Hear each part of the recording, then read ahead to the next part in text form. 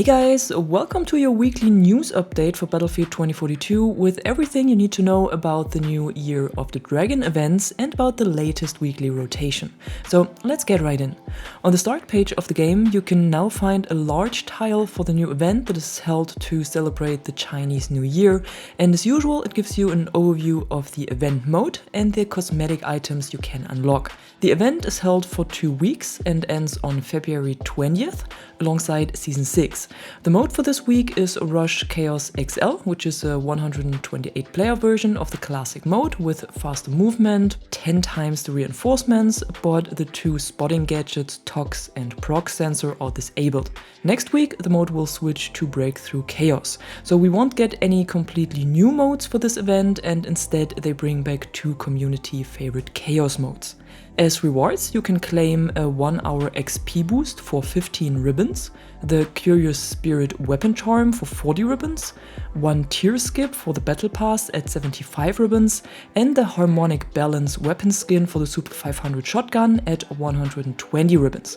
As usual, you can unlock all of these simply by earning ribbons in any of the official game modes, and then the items will automatically unlock. So it doesn't matter if you play the event mode or any mode from the start screen, it only needs to be an official mode, which means Portal might not count here again.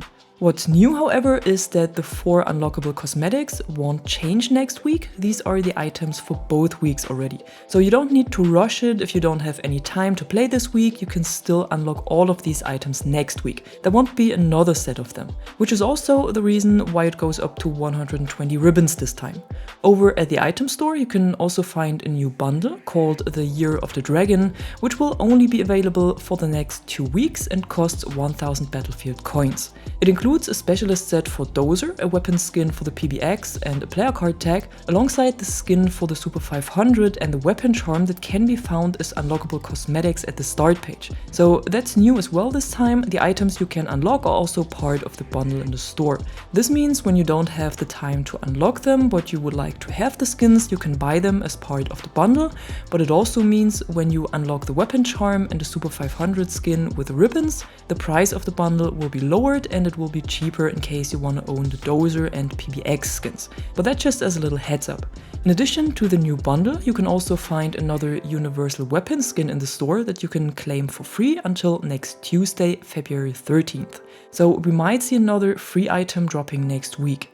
Alongside the event, there will also be a double XP weekend held starting on Friday, February 9th and ending on Monday the 11th. So if you still need to level up the Battle Pass or complete this season's Tier 1 badge, be sure to hop on during these days.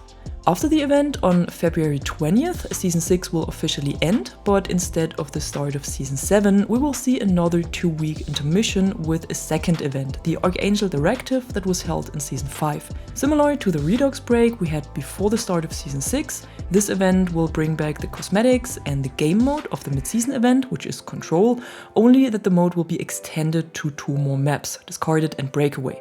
In addition, there will be some new earnable cosmetics and event bundles, most likely taken from former store bundles. Alongside of this, we will see the release of the next major update that will come with improvements and changes to matchmaking, persistent servers, aircraft impact behavior, and the HUD of vehicle gunners. In March, we can then expect to see the reveal and launch of Season 7, but there are still no news about when this will happen exactly. Maybe there's another 1 or 2 week break between the end of the Archangel event and the start of the season, or the season starts directly on March 5th. Let's see, I'll keep you updated. For now, we have the Year of the Dragon event, and something else that's new alongside the official event is that the community is hosting its own event as well. This is created by Iron Curtain Heavy Industry, and the Battlefield 2043 Discord will start on Friday the 9th and will run until Wednesday, February 14th. They also made this awesome trailer for it, showcasing all of the 11 modes that will be available during this time, some of which are Capture the Flag, Gunmaster or King of the Hill. If you want to take part in this community event, simply search for Chinese New Year in Portal and you should be able to find it. Servers are available for Asia and Europe, and if you want to learn more about it, you can find a link to it in the description below. Same goes for another community-driven experience that is called Saturday Night Battlefield. Most of you will know the official Friday Night Battlefield experience that is hosted by DICE themselves, but now there's also a community version of it that is held on Saturday evenings and can be found over in Portal. It usually starts around 7 PM UTC, runs for 3 hours until 10 PM UTC, and features a different community-created mode every week. Just search for SNB or Saturday Night Battlefield to find a server. If you want to stay updated on this, be sure to follow the Battlefield Portal community over on Twitter, link is in the description below. And if you want to make sure your voice is heard and you want to give feedback to the current state of Battlefield 2042, you can now also participate in a survey again. This can either be found via a QR code when starting the game or with a link in the description. So be sure to check it out if you have any feedback you want to send to the developers. And one last topic before we take a look at the weekly modes and missions. The Inside Battlefield podcast is back from the holiday break with a new episode, and this time the community managers are on the mics and introduce themselves and also talk about their tasks. Definitely interesting if you didn't know them yet or what they were doing, so I can highly recommend to check it out and give it a listen. Again, link is in the description below. But now let's have a quick look at everything that was added with the weekly rotation today, starting with the new modes. In Conquest there is again nothing new. In Breakthrough we have the infantry playlist again. In Rush you have additional access to the event mode Rush Chaos XL, and over in Portal the Battlefield World Tour has returned and all-out superiority. The Battlefield World Tour is a mix of Conquest and Rush in their 64-player versions, played across multiple maps of all eras with their respective soldiers, weapons and vehicles.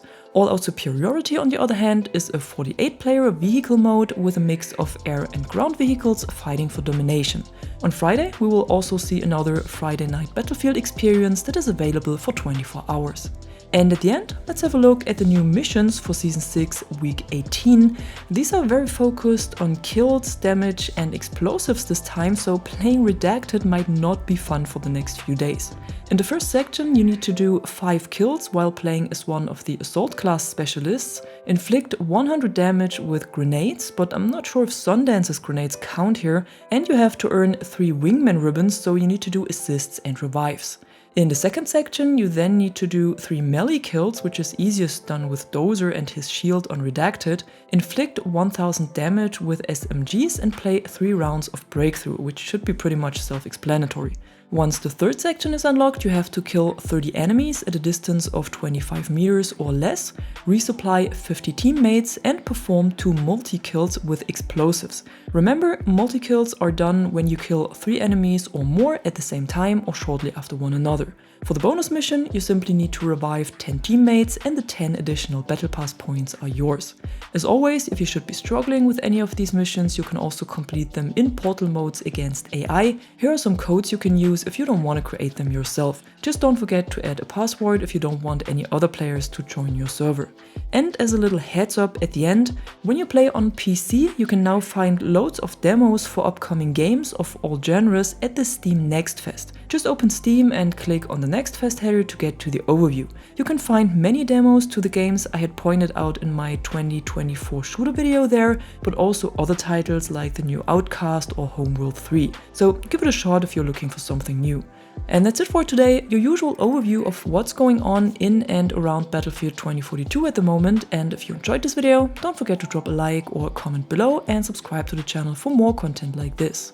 Until then, thanks for watching and thanks to my members for the additional support. I'm Catwoman and you are awesome.